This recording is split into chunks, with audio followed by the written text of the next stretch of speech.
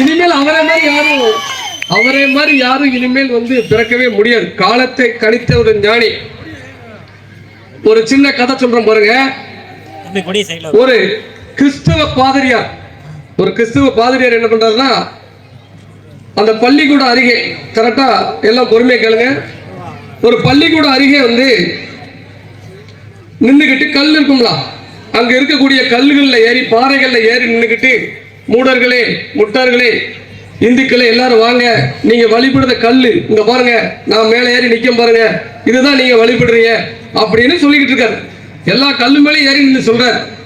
எல்லா மாணவர்களும் கடந்து போறாங்க. ஒரு 8 வயசு பாலகன் அந்த பள்ளிக்கு வர்றான்.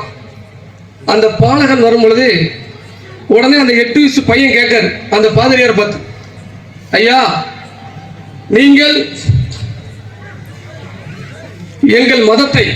எங்களுடைய மதத்தை நீங்க இழிவுபடுத்தணுங்கிற நோக்கத்துல இது போன்று உங்களுடைய மதத்தை வளர்ப்பதற்காக நீங்க இதை செய்யாதீங்க, இப்படி பண்ணக்கூடாது அப்படின்னு சொல்லிட்டு நான் ஒரு கேள்வி கேட்க, நீங்க அந்த கேள்விக்கு பதில் சொல்லுங்க அப்படின்னு சொல்லி ஒரு 8 வயசு பாலகன் கேட்கான்.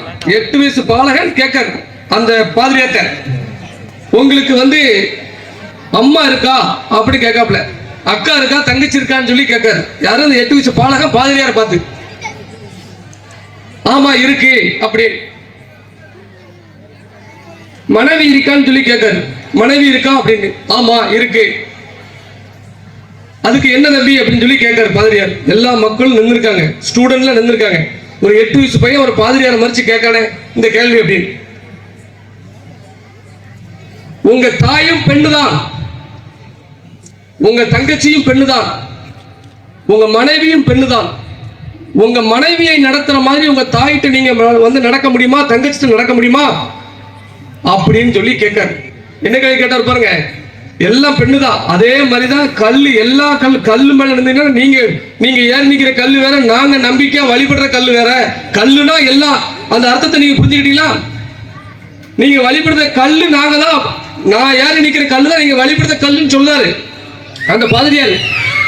இந்த கேள்வி அவர் கேட்டவங்க எல்லாரும் பெண் தானே, அனைத்தும் பெண் தானே, ஆனா தாயிடமோ தங்கிடமோ நடக்கக்கூடிய நம்ம மனைவியை நடக்கக்கூடியத ஒரு தாயிட்டையும் தங்கிட்டையும் நடத்த முடியுமா ஐயா அப்படின்னு கேட்ட உடனே அந்த பாலகன் காலிலே விழுந்தார். என்னை மன்னிச்சுக்கோ, நான் பேசுறது தப்புதான், அந்த வார்த்தை சொல்லிக்க கூடாதுன்னு சொல்றாரு. அந்த பாலகன் வேற யாரும் இல்ல, பசும்பொன் முத்துராமலிங்க தேவர். அந்த பாலகன் வேற யாரும் இல்ல, பசும்பொன் முத்துராமலிங்க தேவர்.